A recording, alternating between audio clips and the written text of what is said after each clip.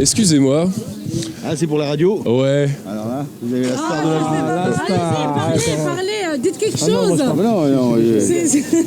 Moi, j'avais déjà mon patron, il gueule à chaque fois que... Parle-toi. Mais non, mon patron a gueulé la dernière fois. Salut, c'est Nico. 30 ans au RSA. Bref, je suis comme tout le monde, sans pouvoir d'achat. Voici le second épisode de Radio Trottoir. En gros, le principe est simple. Je vais sur le marché de Sainte-Thérèse pour recueillir la parole des gens. Et pour cette seconde chronique, j'ai posé une question sur la gestion de la crise sanitaire. Alors,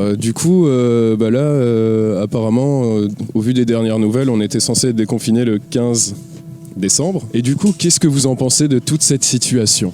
Cette situation, elle est dramatique, mais il faut que chacun pense à rester chez soi pour qu'on coupe les pattes à ce maudit coronavirus. Oui, vous avez compris. Oui. Donc, restez chez vous. Faites la fête avec qui sont chez vous et ne sortez pas. Et donc, je voulais avoir votre avis sur la situation. Je m'engage pas là-dessus. Comment ? Je m'engage pas là-dessus. D'accord, très bien. Voilà, non, C'est anonyme, hein, votre nom n'est pas... je me doute bien, mais non, je m'y engage pas. T'as envie d'y répondre, toi ? Non, je crois qu'on pense tous la même chose, donc du coup, à un moment donné, c'est bon, quoi. Politiquement correct... Laissons faire les choses, puisqu'on a un roi au pouvoir. Voilà. Ça me suffit comme réponse. Le confinement, déjà, en fait, il y a un côté bien, il y a un côté mal. Ce que je veux dire, le côté bien, c'est de nous protéger. Le côté, parce que nous, on est étudiants, moi je suis étudiante, du coup, on est à la maison, on est confinés. En fait, on doit rêver de 8h à 20h devant l'ordinateur. C'est vraiment chiant, on n'a pas le temps, en fait. On a tout le temps des devoirs, des profs, ils nous envoient des devoirs pour qu'on ne relâche pas, en fait, les études. Et du coup, il y a beaucoup de mes collègues qui pètent des plombs, il y en a qui s'arrêtent. Donc, si nous couvre-feu, pourquoi pas ? Mais après, nous, on veut vraiment la liberté d'avant, quoi. On veut vraiment retourner à la vie d'avant et tout, voilà, quoi. Mais là, on est toujours en couvre-feu, là. Mais non, apparemment, on n'est plus en couvre-feu. Ah là, on est déconfinés. Mais on est toujours confinés jusqu'au 15 décembre. C'est compliqué. Faut demander ça à Macron. Hein ? C'est Macron qui saura répondre. Ouais, j'ai pas besoin d'avoir son avis, lui. Ça, c'est un peu comme partout. Plus on cherche à comprendre, moins on comprend. Alors, de toute façon, c'est le problème, c'est que là, ils vont laisser pour Noël. Là, c'est gentil. Ils laissent les gens venir pour Noël. C'est sympa, en famille. Mais ça va venir de toute la France. Donc on va encore se mélanger. Et ça va partir à la hausse. Et au mois de janvier, mi-janvier, ils vont fermer tout. Bien sûr. Mais justement, cette question de qu'il ne faut pas déconfiner, justement. Confiner ou pour déconfiner, tu sais, on est dans une belle merde. Là, ils font les vaccins, on sait même pas ce que ça va donner. On n'a même pas le retour, on n'a rien. Donc, on n'a pas un retour avec les vaccins. Un vaccin, ça ne se prépare pas en 6 mois. Il faut 3 ans pour faire le retour, pour voir l'évolution du vaccin. Là, dans 10 ans, tu auras des gens qui seront malades. Tu te dis, tiens, il est malade, il est mort de ça, il est mort de ça. Non. Qu'est-ce que vous nous injectez? On ne sait pas. Tout ça, ça reste une histoire de pognon. Le vaccin, c'est ça, c'est le fric. Là, déjà, ils se sont aperçus que les masques qu'ils mettaient à Pochaillou, ils n'étaient pas conformes au niveau du filtrage. Il faut filtrer, ils se sont aperçus de ça. Mais les gens qui travaillent à Pochaillou, ça fait combien de temps qu'ils les portent les masques là? Ah, tout de suite, on est dans une belle merde. Ce que j'en pense, je pense que c'est un peu à leur bon vouloir, quoi.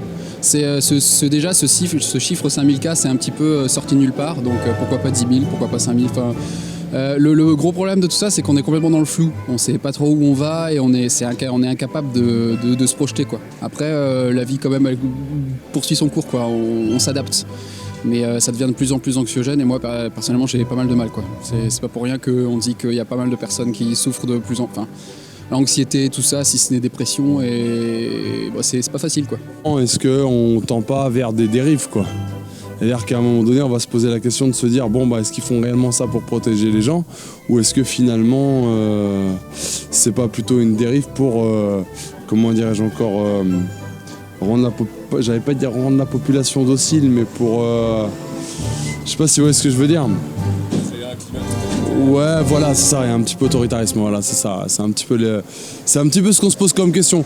Mais ouais, c'est délicat, il y a plein de questions qui se posent. Moi, dans mon entourage, j'ai des gens qui sont décédés du Covid parce qu'ils étaient âgés.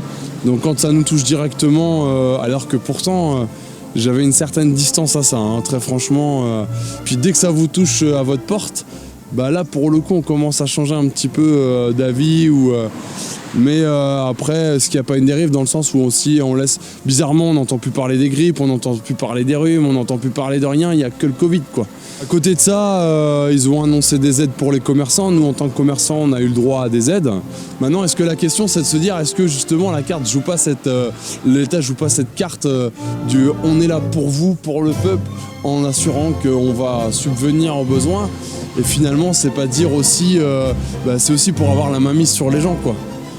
Et derrière dire ah bah si ils ont été là, alors que ça se trouve c'est eux-mêmes qui ont créé ce climat de peur, de panique, etc. quoi. Vous voyez ce que je veux dire?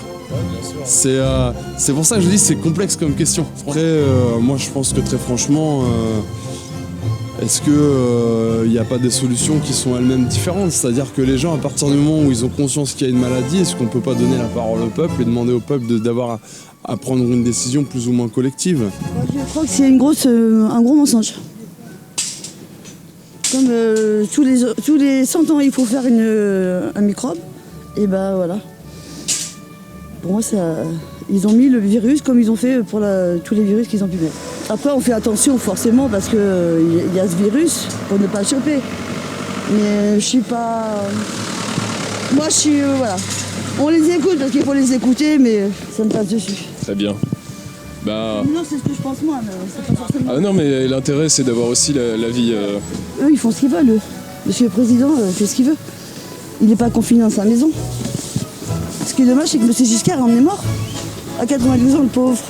Il aurait pu mourir d'autre chose, de vieillesse, pas du Covid. Il a quand même fait 100 ans. Bon, après, c'est Giscard. Hein. Oui, mais c'est pas grave. Un homme, c'est un homme. Après, oui, bien sûr. Ça aurait pu être Macron. Il est plus jeune, c'est con. Content de cette petite session, je me suis senti moins seul dans mes réflexions.